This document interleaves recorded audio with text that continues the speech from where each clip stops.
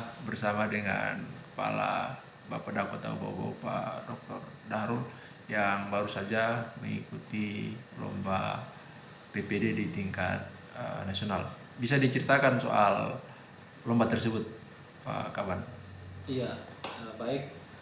Kami alhamdulillah bau-bau masuk nominasi dalam eh, penilaian penghargaan pembangunan daerah yang untuk tahun 2023 yang mewakili Sulawesi Tenggara, dan alhamdulillah pada tanggal 15 kemarin, 15 Maret kami sudah melakukan wawancara dan presentasi di pusat ya, yang tentunya presentasi dan wawancara ini merupakan bagian dari proses ya penilaian di tingkat nasional, dan alhamdulillah bau-bau mewakili Sulawesi Tenggara, dan kami sudah melakukan presentasi dan menyampaikan ada 3 hal. Yang pertama adalah terkait konsistensi dokumen RKPD tahun 2022 dan 2023.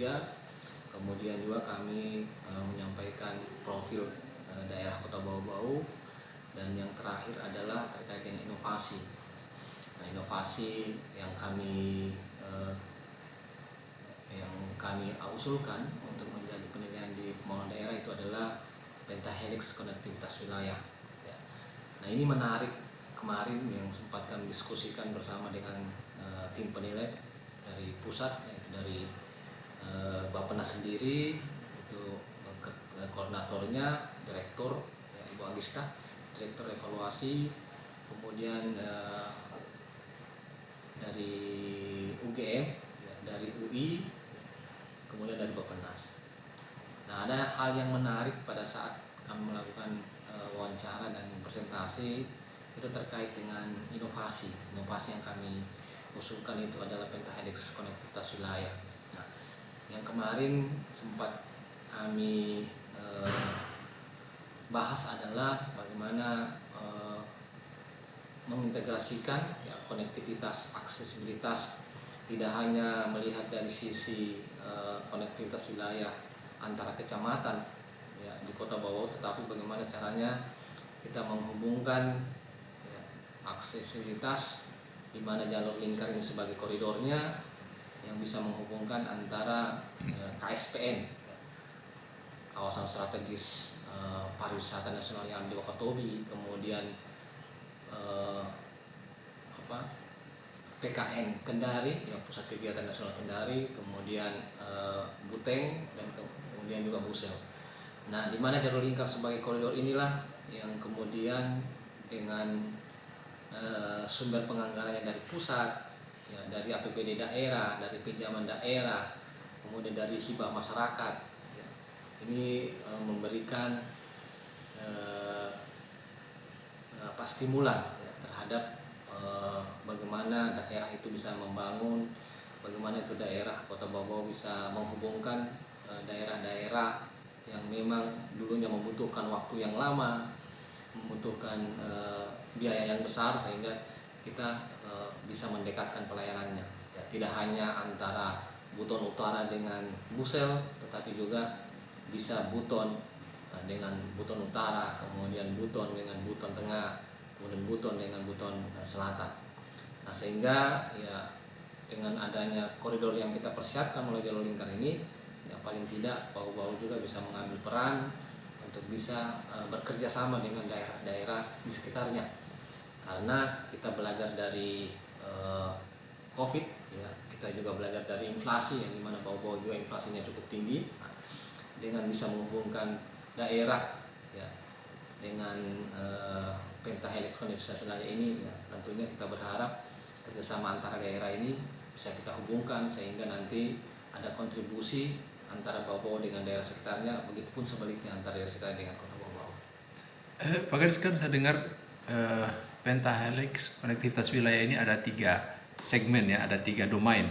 Yang pertama adalah penganggaran, ya, kemudian yang kedua wilayah cakupan, dan yang ketiga adalah unsur yang terlibat. Bisa dijelaskan soal 3 hal itu, Pak Gadis? Ya. Pak Kapan?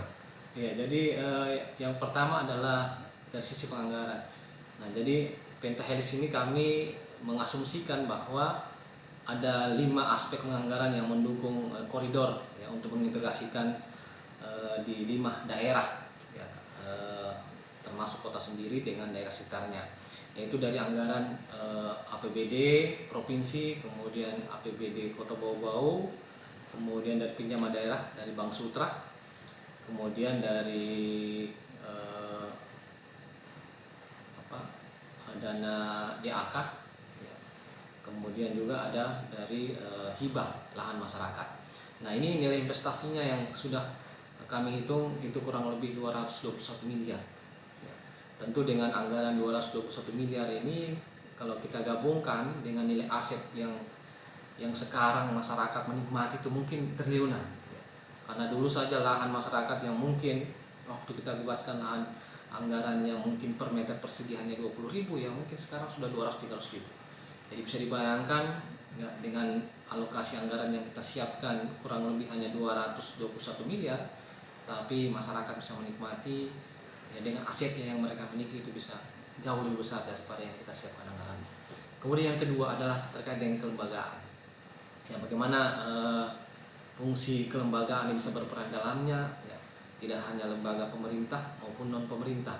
Lembaga pemerintah di sini sendiri ya, ada lembaga pemerintah pusat, kemudian pemerintah daerah, ya, kemudian bagaimana juga insan pers yang bisa terlibat dalamnya mengekspos informasi terkait dengan pinjaman daerah, ya, kemudian juga ada lembaga kemasyarakatan. Ya, tentu lembaga kemasyarakatan di sini termasuk dalamnya adalah lembaga-lembaga adat yang mereka sangat respon dengan pembangunan untuk pengembangan wilayah-wilayah khususnya yang masuk dalam koridor yang konektivitas wilayah. Nah, di mana lembaga adat pembahasan lahannya itu bisa kita lakukan dengan pendekatan kelembagaan masyarakat, ya, lembaga-lembaga adat. Nah, itu terkait dengan kelembagaan. Kemudian juga terkait dengan pemerintah daerah yang terlibat. Ya, pemerintah, ya, peran pemerintah daerah, ya, di mana beberapa wilayah sekitarnya ya Kota Bau sendiri sebagai pusat ya, memang ada koridor yang kita siapkan ya. Tentu nanti ke depannya ya, insya Allah di tahun depan ini kita juga akan mempersiapkan musrembang untuk wilayah Kepulauan Buton, sehingga pentahelix dengan inovasi yang kita persiapkan 2023 ini bisa menjadi jembatan untuk bisa menghubungkan beberapa daerah ya, 5 daerah, Buton Tengah, Buton Utara, Buton Selatan, dan Kota Bau sendiri. Nah, sehingga nanti ada kerjasama antar daerah. Jadi tidak hanya saja karena kita menganggap otonomi daerah itu urusan kewenangan harus hanya Kota Bau yang mengurus, tetapi kita juga harus mempertimbangkan ya, dengan belajar pengalaman kita di COVID-19 selama 2 tahun terakhir ini kita rasakan, kemudian juga inflasi daerah yang Bau ternyata penyumbang tertinggi ya, inflasinya. Nah, ini butuh kerjasama antar daerah, baik distribusi pangan, ya, distribusi barang dan jasa dari wilayah sekitarnya ini juga harus saling mengisi ya, kekurangan-kekurangan dari daerah-daerah sekitarnya, sehingga kita berharap ya dengan kerjasama lintas ya, kabupaten kota yang ada di wilayah Kepulauan Buton ini bisa memperkuat ya, posisi Kota Bau untuk mempersiapkan sebagai ibu kota Bau sebagai ibu kota provinsi Kepulauan Buton nanti.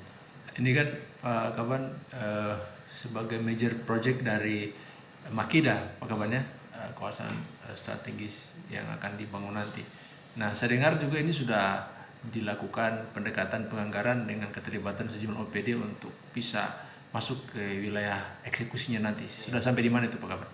Iya, jadi sebenarnya konsep pembangunan Makida ini kita rencanakan di tahun 2024 dalam rencana kerja pemerintah tahun 2024. Nah, tentu mempersiapkan pembangunan dengan konsep Makida ini itu juga merupakan bagian dari proses konektivitas wilayah di tahun 2022 yang kita persiapkan. Nah, ini juga menjadi penting ya, karena mindset kita harus dirubah, karena sebagian besar ya selama ini mungkin pembangunan kita hanya pada posisi parsial saja. Nah, sehingga perlu kita bangun konsep pembangunan secara spasial ya, dengan melibatkan SKPD maupun di luar SKPD untuk saling berkolaborasi.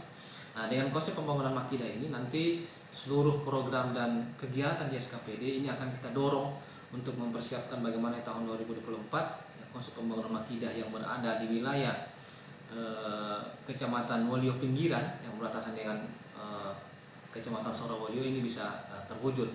Karena kalau kita lihat dari rencana tata ruang wilayah ya, bagaimana kita bisa mengintegrasikan dua fungsi utama, Sorowolio sebagai fungsi utama pendidikan dan Wolio adalah fungsi utamanya perdagangan jasa. Nah, bisa dibayangkan kalau dua fungsi utama ini kita kolaborasikan, nah insya Allah pasti akan lebih mudah ya, dan lebih fokus kita membangun kota ini, sehingga nanti bangunan konsep Makida yang smart, yang cerdas untuk wilayah sekitarnya di dua fungsi utama perencanaan wilayah ini bisa terwujud, sehingga peningkatan sumber daya manusia juga sebagai sebagai tujuan kita untuk membangun Kota Bau Bau ke depan ini bisa terwujud.